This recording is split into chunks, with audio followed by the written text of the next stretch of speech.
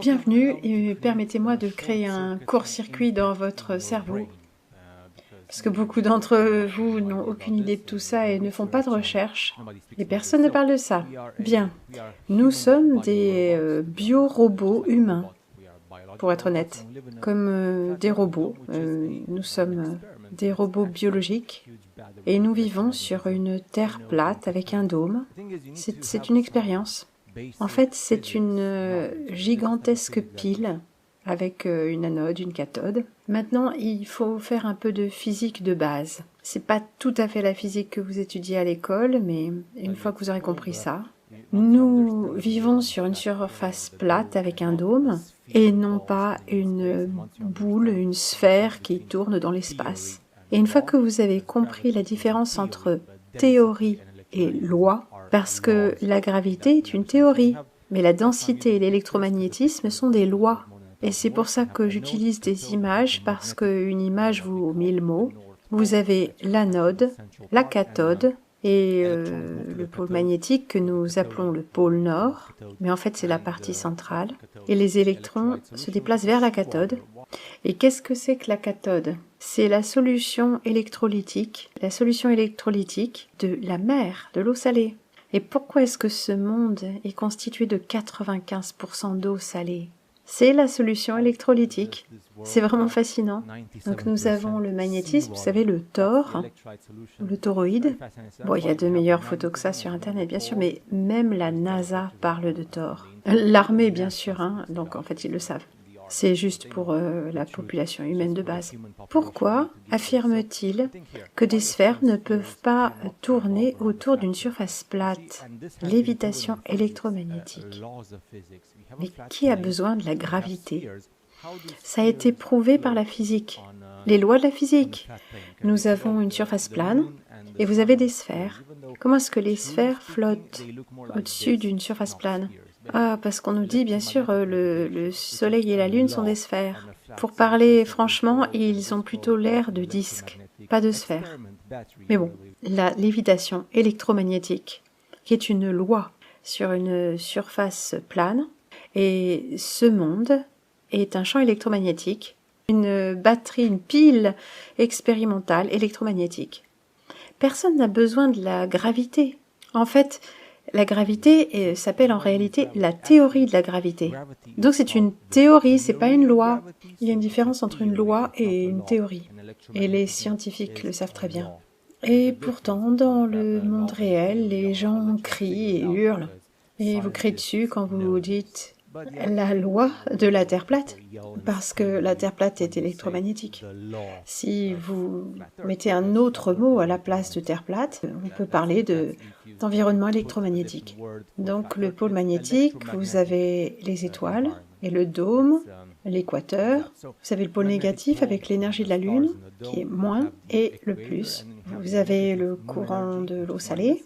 Et regardez cette image, parce que les images, elles parlent d'elles-mêmes. Alors, l'image qu'il désigne, c'est Polaris, l'étoile polaire, l'équateur, qui est le cercle rouge, et à l'intérieur tourne dans le sens contraire des aiguilles d'une montre, et l'extérieur tourne dans le sens des aiguilles d'une montre. Le problème, c'est que vous dites ça aux gens et qu'ils deviennent fous, parce qu'ils ne veulent pas accepter que nous avons été créés et qui est le créateur. Bon, c'est juste une expérience. Hein. Alors là, il y a de nouveau 4 images. L'électromagnétisme du Soleil réagit avec la conductivité de l'eau salée. Donc vous avez une pile, un câble, un câble jusqu'à l'ampoule, un câble qui passe dans l'eau salée, et l'eau salée est conductrice, l'eau salée. C'est pour ça que le monde est composé de 95% d'eau salée. L'eau douce nous sert d'eau de boisson, et ça suffit, avec les 3% qu'on a dans le monde, qui n'est pas salé. Ça suffit pour la population humaine tout entière. Le reste de l'eau est salée justement pour ça. La conductivité de l'eau salée, tellement simple que n'importe qui peut le prouver. Nous sommes une expérience, nous sommes une pile. Nous sommes un environnement clos de production d'énergie. C'est absolument fascinant. Eau salée, conductivité, c'est la 3e image. Le sel se dissout dans l'eau, dans une solution à 26%, qui crée une haute conductivité par ces électrolytes, tellement facile qu'un enfant peut le faire. Faire une pile avec de l'eau salée. Les marées sont simples à expliquer. Vous avez du sel et de l'eau. Si vous avez de la lumière et du courant discontinu, la structure moléculaire crée des électrolytes. Comment est-ce que les marées fonctionnent sur une terre plate? Vous devez comprendre la physique de base. Donc si vous avez de la lumière et du courant discontinu, l'eau salée est conductrice. Donc nous allons reparler des relations entre l'eau salée et la Lune. Donc ça, c'est une image générée par ordinateur. Donc c'est une aurore boréale, n'est-ce pas? Désolée, la NASA, mais ça, c'est une image générée par ordinateur. Il est impossible que le Soleil se reflète de la lumière sur le côté opposé d'une boule dans le noir. À moins que vous preniez ça pour la réalité, bien sûr. Mais cela prend tout son sens sur une Terre plate, où l'énergie passe entre le Soleil et la Lune. Donc le Soleil serait l'énergie positive, la Lune l'énergie négative. Même les légendes le disent. Les vampires et les monstres meurent dans la lumière du Soleil parce que la lumière du Soleil est positive et ils vivent avec la Lune et la nuit parce que la Lune est négative. Ce sont comment les folklores expliquent la chose. Et là, la lumière, la bobine de Tesla, donc des fréquences électromagnétiques élevées, des ondes de fréquences électromagnétiques élevées dans l'atmosphère. Donc Nikola Tesla, quand il a fait sa bobine, il l'a faite sur la Terre plate avec un dôme. Donc c'est l'énergie électromagnétique dans les terres. C'est pour ça qu'ils disent que la Terre est une bobine électromagnétique de Tesla. En fait, c'est la Terre qui est la bobine originelle. Et Tesla a fait sa bobine d'après la Terre. Donc il a représenté à un niveau micro ce que nous avons au niveau macro. Mais maintenant nous avons l'atmosphère qui est chargée de gaz dits nobles, inertes. Alors là on a l'image. Des gaz nobles, donc inertes, exposés à hélium, néon, argon, krypton, xénon. Et donc nous avons la lumière, et voilà, c'est ce que vous voyez à l'extérieur, dans notre monde, le plein spectre de lumière des gaz nobles. Et nous avons la lumière des vagues électromagnétiques, des ondes électromagnétiques, pardon. Et ça produit des couleurs, les couleurs du néon. Et une fois que vous avez capté le savoir de base, les connaissances de base, j'adore ça avec les photos.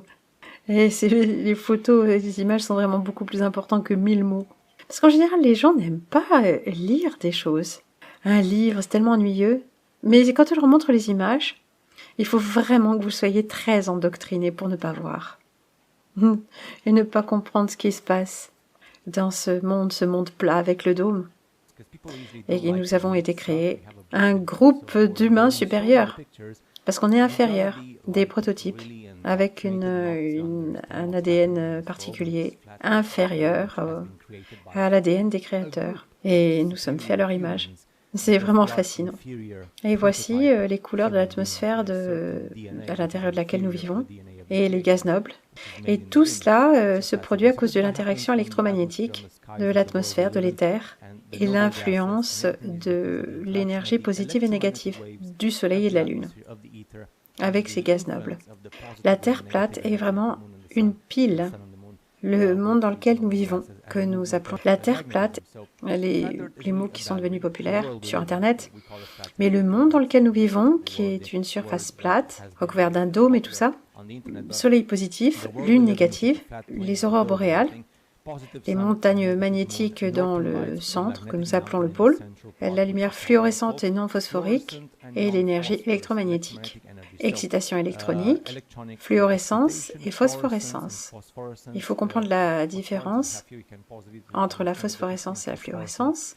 Phosphorescence, production de lumière par l'absorption de la lumière UV résultant de l'émission de la lumière visible pendant une certaine période de temps. Les objets recouverts avec du phosphore qui absorbe les UV. Le phosphore garde une partie de l'énergie au fil du temps, libère une partie de la basse énergie sous forme de lumière visible. Par exemple, les choses qui brillent dans la nuit. Lune autoluminescente et phase. Regardez ça. La Lune, juste comme une batterie. Regardez toutes les phases. La pleine Lune, la Lune se charge comme une batterie et se décharge. Et pourquoi? Donc la Lune a de la lumière visible, mais elle se charge avec la lumière du Soleil. C'est comme une batterie. Elle se charge, elle se décharge, à cause de la distance qu'il y a entre le Soleil et la Lune. Donc la Lune, les ondes électromagnétiques. Donc on charge la Lune, la phase de chargement, exactement comme si vous aviez une batterie dans votre maison pour charger des trucs. La phosphorescence, c'est la luminosité qui est causée par l'absorption de radiation. La lumière, c'est une radiation. C'est pas forcément les radiations nucléaires ou les radiations atomiques. Tout est radiation. En termes simples, la phosphorescence est un processus dans lequel l'énergie absorbée par une substance est relâchée sous la forme de lumière et libérée sous forme de lumière. Voilà, c'est ça. La phosphorescence est une sorte de photoluminescence reliée à la fluorescence. Mais contrairement à la fluorescence, un matériau phosphorescent ne réémet pas immédiatement les radiations qu'il absorbe. Les échelles de temps lentes de la réémission sont associées avec l'état d'énergie entre guillemets interdite des transitions en mécanique quantique. Comme ces transitions se produisent très lentement dans certains matériaux, les radiations absorbées sont réémises à une intensité faible pendant plusieurs heures après l'excitation originelle. Et maintenant, donc il reprend le discours. Bien, voilà, tout ça c'est expliqué. Donc maintenant, vous comprenez les phases de la Lune. En bas, on voit phosphorescence is luminosity. La phosphorescence est la luminosité qui est causée par l'absorption de radiation. La vérité ne pourrait pas être plus simple. Ça ne pourrait pas être plus simple une fois que vous avez compris certains principes de la physique et des choses que vous pouvez observer à l'œil nu. Et Tesla savait tout ça. Il y a des tas de gens qui disent que Tesla, c'était un globiste et tout ça. C'est vraiment fascinant comme ce que les gens disent quand ils ne savent pas. Et bien sûr, vous avez l'armée et la NASA. Pourquoi est-ce que le gouvernement étudie la Terre plate? Le laboratoire de recherche de l'armée prend très au sérieux la propagation des champs électromagnétiques sur la Terre plate. Et ils disent effectivement Terre plate. L'armée et la NASA, ils font des documents importants, documents de pure connaissance scientifique, et ils disent au-dessus de la Terre plate, alors qu'ils nous montrent une Terre sphérique qui tourne dans l'espace, avec de l'eau courbe. Et pourtant, ils savent la vérité. Mais bien sûr, ils nous laissent la Terre ronde parce qu'ils veulent que nous nous disputions. C'est une bonne méthode de contrôle pour la population humaine, que tout le monde se crie dessus. C'est comme ça qu'on vit en tant qu'être humain. Mais tout ce qu'ils font, c'est sur une Terre plate. Ils disent même propagation des champs électromagnétiques. Tout en fait est en relation avec les champs électromagnétiques et la densité. Voici les lois. Deux vues de notre Soleil. Le Soleil électrique, c'est la compréhension correcte, et pas le Soleil thermonucléaire. Le Soleil électrique, un plasma électrique dynamique qui tire sa puissance d'une source universelle illimitée, nourrie par des courants intergalactiques. Le vent solaire est un courant d'électricité en provenance d'un Soleil chargé positivement vers une Terre chargée négativement. Le Soleil thermonucléaire, la fournaise thermonucléaire de gaz chaud en train de brûler, en train de s'autoconsumer. complètement déconnecté du reste de la galaxie ou de l'univers. Le vent solaire est un gaz chaud, un courant de gaz chaud qui tourne autour de la Terre. Le Soleil est vraisemblablement aussi un disque. L'eau, donc ça c'est l'image. L'eau est naturellement diamagnétique, c'est-à-dire qu'elle repousse le champ magnétique. Diamagnétique signifie un matériau qui crée un champ magnétique en opposition à un champ magnétique appliqué. Cette opposition faible produit une force répulsive. Deuxième image. Quand un électroaimant est placé près d'eau salée, cela crée un champ magnétique mouvant dans l'eau à cause du sel, à cause des propriétés conductrices de l'eau salée. L'eau salée crée alors un champ magnétique opposé. Ceci crée un mouvement dans l'eau et des turbulences, donc des marées. Troisième image, quand le Soleil et la Lune sont alignés dans le ciel, à la pleine Lune et à la nouvelle Lune, les marées sont plus fortes et plus hautes. Quand le Soleil et la Lune sont à 90 degrés d'angle entre elles, au premier et au dernier quartier lunaire, les marées sont plus faibles et moins prononcées. Est-ce que ceci pourrait expliquer les marées? Le Soleil agissant comme une énergie électromagnétique positive cause de faibles marées. La Lune agissant comme l'énergie électromagnétique négative cause les hautes marées.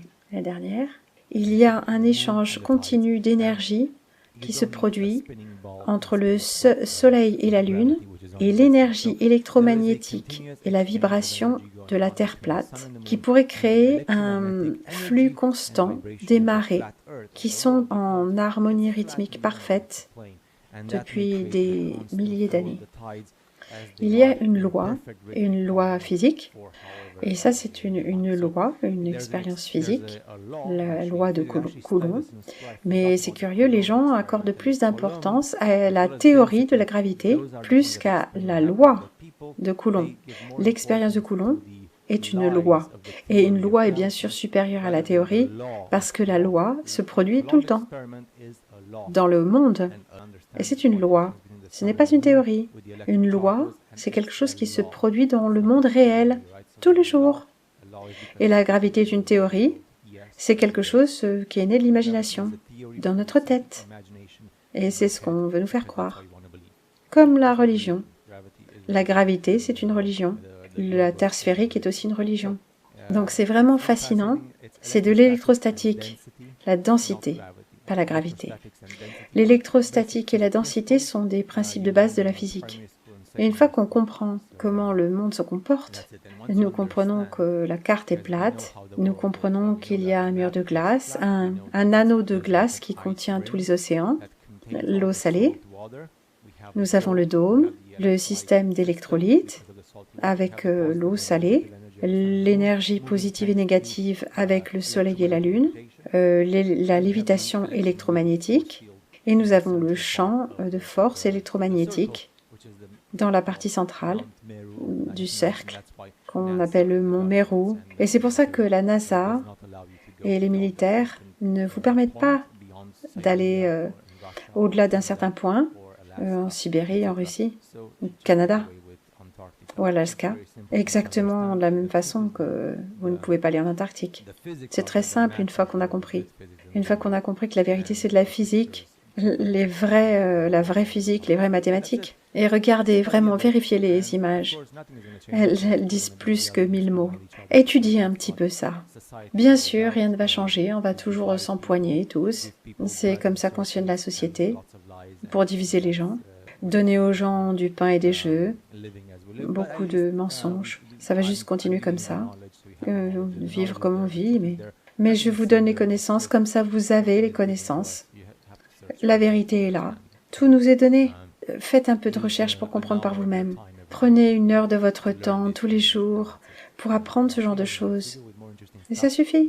Et souvenez-vous, la NASA, le gouvernement, les militaires, tout ce qu'ils font, c'est au-dessus d'une terre plate.